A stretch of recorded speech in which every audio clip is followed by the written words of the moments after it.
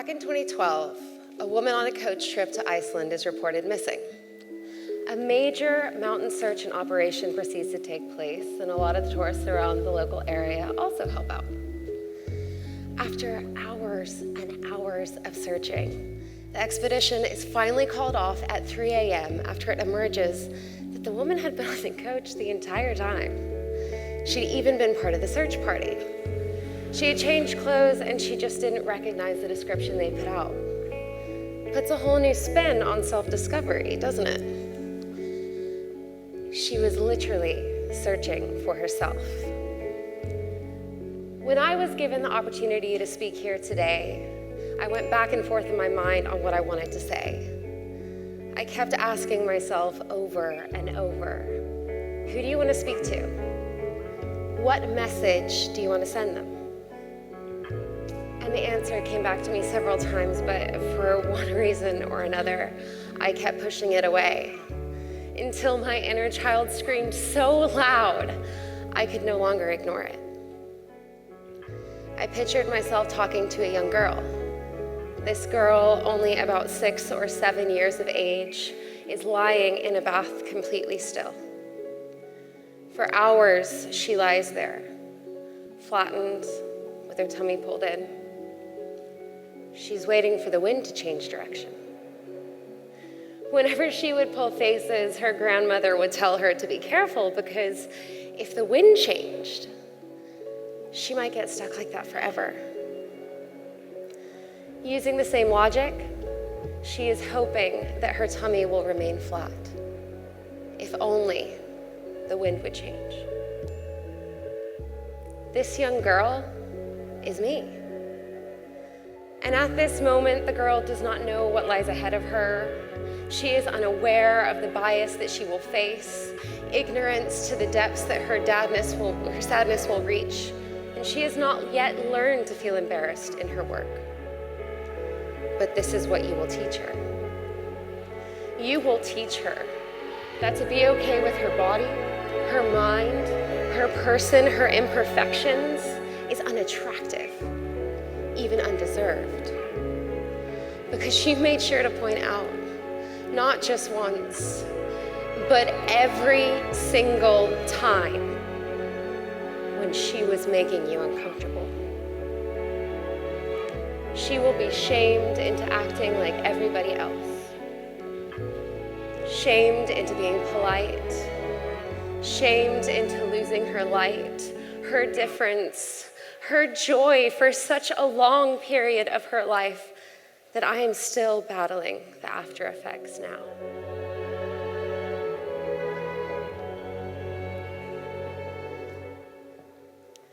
Shame will teach her to fit in and to alter her behavior. Shame will teach her to cut her wrists and to throw up her food. Shame will teach her to let others walk before her and to hide from her failures. It will gift her with the inability to connect to others. Shame and a predisposition for depression will create a hotbed for self-doubt. And her search for validation will never be soothed unless the drugs are strong enough to wash away the madness from her vision. Her entire life, she will be told that she is reckless with her heart. Her entire life, she will be told to calm down, to be quiet, to hold back, which I have to be honest, the way that internalizes within her is not healthy.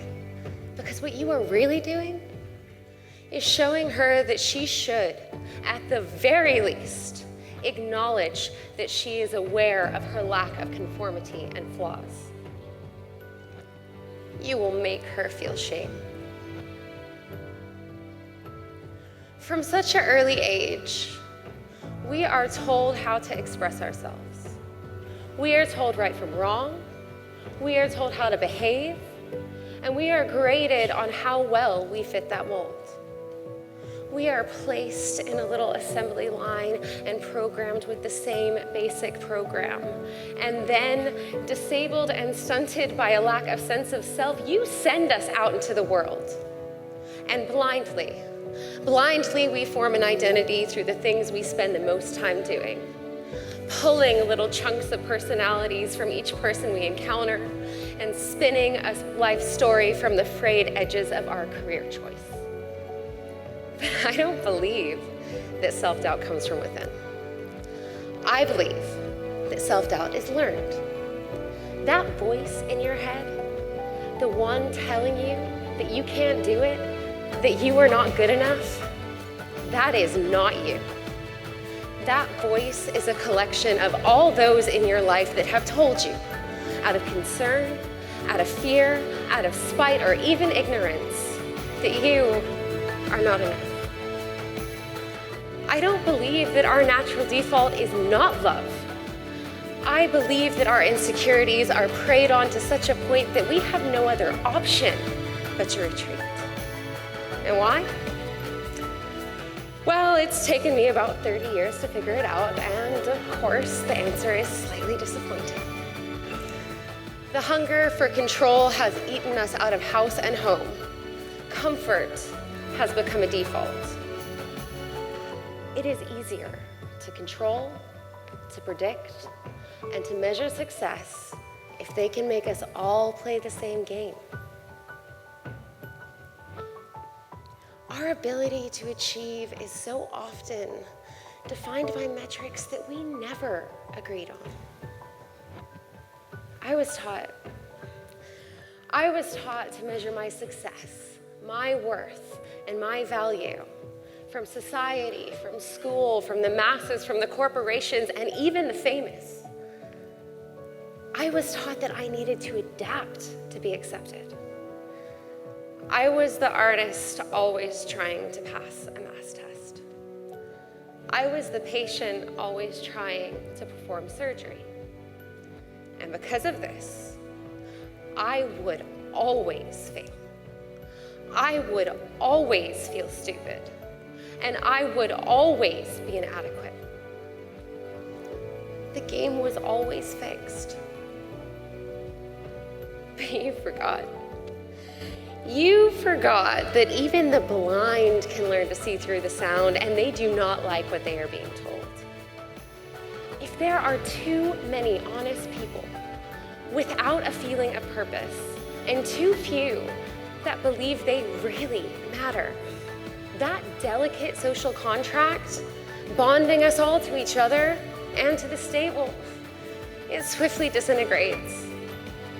Simply put, keep moving the goalposts and they'll be taken from you completely. I'm taking back those goalposts. For her, for me, for the future. I am releasing your hold on all that power by simply holding myself wide open. And I'm slowly learning to be defiant with my own values and what it means to have an achievement. It's a never-ending process. It flies in the face of what we have been conditioned to feel, and it challenges the perceptions to the gatekeepers of our dreams. Above all, it requires a certain amount of strength to allow yourself to be authentic. And to be authentic is to make yourself vulnerable, open to rejection from those that don't approve and perhaps never will.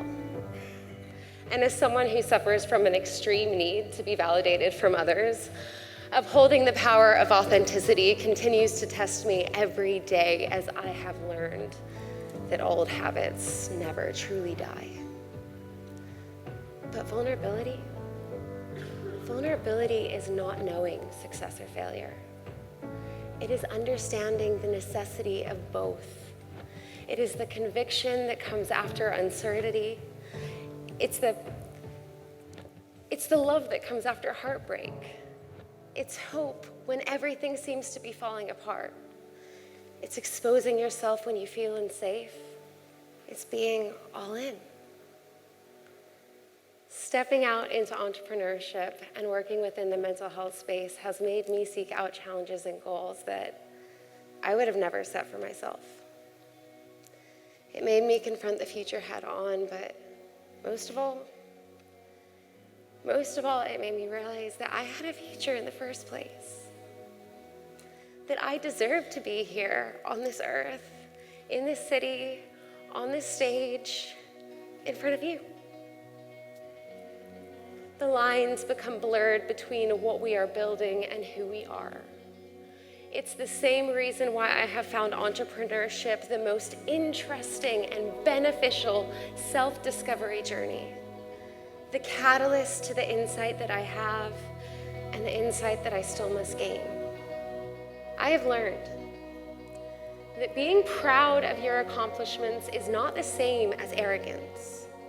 And I have discovered the purest of intentions from other human beings, but I have been blindsided by the behavior of others. I have realized that trying and failing is not a mirror image of who you are as a person. And I have experienced the freedom of sharing my hardships with those who have understand and who can also offer help and advice. Remember, failures in life are what make you an interesting person. Failures in business are what lead you to a better understanding of what is needed to be successful in the next venture. Allowing yourself to be open and vulnerable, it paradoxically makes you more confident and liked by others. Listen, I am a passionate and intense person by nature. Attaching emotions to things that don't call for emotions is what I do. I worry about what my dog thinks of me, trying desperately to find the deeper meaning as to why he won't come to bed with me on some idle weekday night.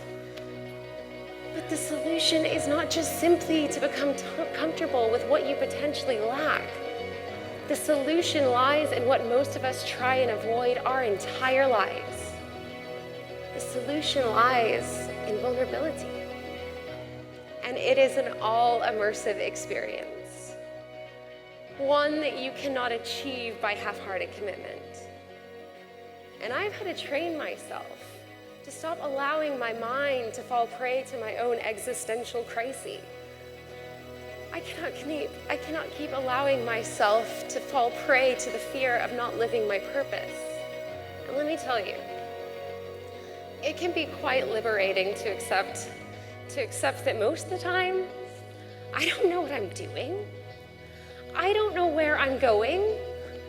And there is a huge chance that I never will. But what I can do is find a way to be okay with that, even proud of that. Proud that I am who I am right now on this stage in this moment. Each morning, the shame must be shed to make way for the process. And that process is simply to allow myself to truly and authentically live without any expectation. The process is the power of reflection. It's learning to understand where we went wrong and how we can empower that experience into strength. To the young girl in the bath, remember that your humility makes you strong.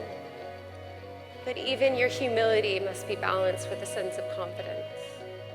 The misery of your depression, your anxiety, your fear, it also provides you with the greatest insight you will ever achieve. Your sharp and painful awareness to your flaws will keep you grounded and steady. Your familiarity with failure will give you growth. And your sensitivity to injustice will allow you to stand up when others cannot. I will cry for you. I will carry the weight of your disappointment, and I will hold you to the light. I see you. I hear you. And you are just where you need to be. You are me. Thank you.